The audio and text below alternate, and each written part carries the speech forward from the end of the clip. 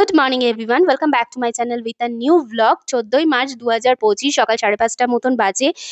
আর আজকে আমরা সকলে ফুল ফ্যামিলি মিলে বেড়াতে যাচ্ছি। এখানে দেখো পরপর গাড়িগুলো দাঁড়িয়ে রয়েছে আর গাড়িতে লাগেজ তোলা চলছে। আর এখানে আমরা ওয়েট করে আছি আমাদের এক পিসি শাশুড়ির জন্য। সে এলেই আমরা বেরিয়ে পড়বো। কোথায় যাচ্ছি সেটা যেতে যেতে তোমাদেরকে অবশ্যই জানাবো। আর আমরা এখানে বেরিয়েও পড়েছি। দক্ষিণেশ্বর ব্রিজ আমরা ক্রস করে যাচ্ছি। আর আমরা আজকে বেড়াতে যাচ্ছি জয়পুর ফরেস্ট, বাঁকুড়া। অনেকেই জানো সেখানেই আমরা এই 3 দিন থাকবো। এখানে অর্ধেক রাস্তা আমরা ক্রস করে এসেছি। তারপর গাড়িগুলোকে এখানে পরপর দাঁড় করানো হয়েছে ব্রেকফাস্ট করার জন্য। ব্রেকফাস্ট আমরা বাইরে থেকে তৈরি করেই এনেছিলাম। অ্যাকচুয়ালি কোথাও হোটেল খোলা পাবো কিনা দোলের দিন সকালবেলা সেই জন্য সেই ভেবে। তো যাই হোক, এখানে ব্রেকফাস্ট করা হলো স্যান্ডউইচ আর বয়েলড এগ দিয়ে। তারপরে ও একটুখানি গাড়ি দাঁড় করালো ফুয়েল আপ করার জন্য। তারপর গাড়ি ফুয়েল আপ করার পর আবার চলতে শুরু করলো। যাই হোক, আমি তো গাড়িতে ঘুমিয়ে পড়েছিলাম। তারপরে কিছুক্ষণ বাদে চোখ খুলে দেখি আমি পৌঁছেও গেছি।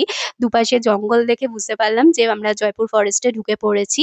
এই যে জয়পুর ফরেস্টে ঢুকেছি, এখন আমরা এই রিসর্টের দিকে যাব। এখন অবধি রিসর্ট 7-8 কিলোমিটার দেখাচ্ছে। মোটামুটি আরও 5-7 মিনিট লাগবে, মানে 10 মিনিট লাগবে। তারপরে রিসর্টে গিয়ে দেখা হচ্ছে।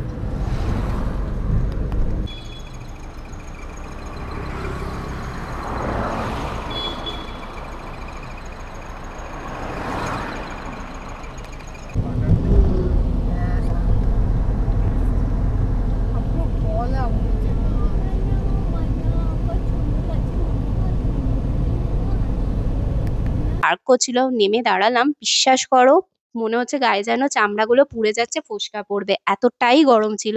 যাই হোক, এখানে হাঁটতে হাঁটতে রিসেপশনে এলাম। রিসেপশনে এসে ওরা কথা ফথা বলে চাবি টাবি নিল।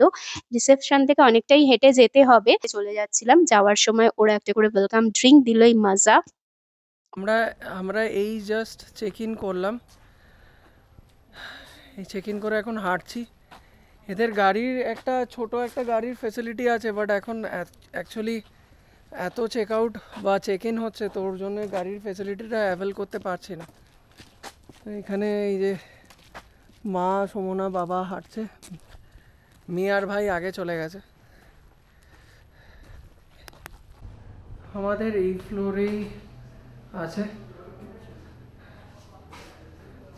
মানে এই দিকে এটা 212। আমাদের 214 থেকে বুকিং আছে, 220 অবধি।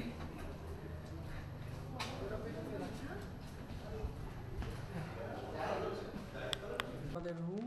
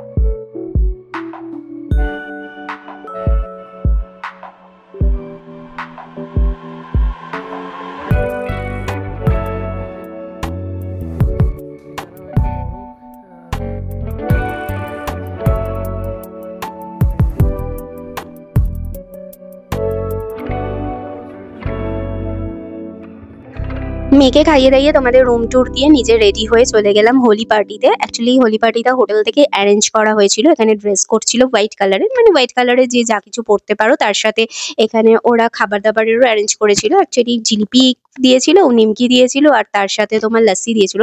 ৩টের একটাও আমি খাইনি, তাই তোমাদেরকে দেখাতেও পারিনি। যাই হোক, আমরা এখানে প্রচুর আবির-টাবির খেললাম। রং অ্যালাও ছিল না, আবির আমরা প্রচুর খেলেছি।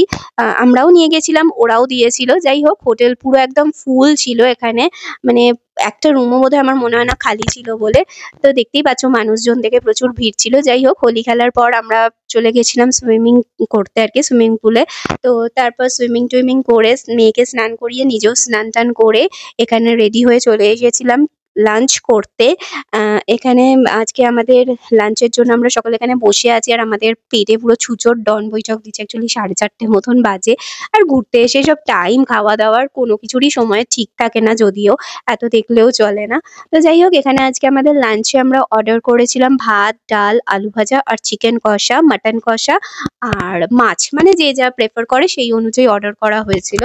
তো লাঞ্চ-টাঞ্চ করার পর দুপুরবেলা এখানে এসে, দুপুর আর নয় যদিও, বিকেলবেলা এসে একটা 5:30 থেকে দিব্য ঘুম দিলাম। ঘুম থেকে যখন উঠলাম তখন প্রায় 7:45-র কাছাকাছি বাজে। উঠে এখানে দেখো মেয়ের খাবার রেডি করছি আমি। মেয়ের খাবার রেডি করে ওকে তুলে খাইয়ে দিলাম। দিয়ে তারপরে এখানে ভাবলাম তোমাদেরকে একটু সন্ধ্যেবেলা কিরকম লাগছে চারপাশটা সেটাই দেখাই। তো বারান্দা দিয়ে তোমাদেরকে এই চারপাশটা দেখাচ্ছিলাম। ছোট, ছোট আলোগুলো জ্বলছে জঙ্গলের ভেতর দিয়ে ভীষণ সুন্দর লাগছে। তা যাই হোক, এরপরে আমাদের এখানে পার্টির অ্যারেঞ্জ করা হচ্ছিল, মানে আমাদের রুম পার্টি আরকি। যাই হোক, বসে, বসে আমরা কাজিনরা মিলে পার্টি অ্যারেঞ্জ করছিলাম। গল্প, আড্ডা, পার্টি সবকিছুই চলছে। আর এদিকে আমি এসছি আমার ছানাপোনাকে ডিনার করানোর জন্য। আর এটা এরকম ঘুরে, ঘুরে চারপাশে ঘুরে, ঘুরে খায়, দেখতেই পাচ্ছ। ওর স্বভাবই হচ্ছে এরকমভাবে খাওয়া। যাই হোক, ওকে ডিনার-ফিনার করিয়ে দিয়েছি। আর আমি এটাতেই নিশ্চিন্ত। তারপরে আমরা আবার গল্প, আড্ডা, পার্টিতে চলে গেছিলাম। আর আমরা না রুমের ডিনারটাকে যে যার মতন অর্ডার করিয়ে নিয়েছিলাম। অ্যাকচুয়ালি রেস্টুরেন্ট 10:30টায় ক্লোজ। ফ্যামিলি গ্যাদারিং হয়েছে, গল্প আড্ডা এগুলো রাতভর অব্দি চলবে। তো সেইজন্য মানে আর কেউ তাড়াতাড়ি ডিনারও করতে চাইছিল না। সেইজন্য ঠিক করা হলো যে যার মতো যে যার রুমে অর্ডার করিয়ে নেবে, যখন যার ইচ্ছা হবে গিয়ে খেয়ে নেবে। তো সেই মতো আমরাও যে যার মতো ডিনার করে নিয়েছি। আর এখন ঘড়িতে 3:30 মতন বাজে। আর আমরা কাজিনরা মিলে বেরিয়েছি বাইরে জায়গাটাকে এক্সপ্লোর করার জন্য। মানে ভুতুড়ে, মানে কিরকম গা ছমছমে লাগে, একটা ভুতুড়ে, ভুতুড়ে ভাব লাগে, সেটাই দেখার জন্য আমরা বেরিয়েছি জঙ্গলে।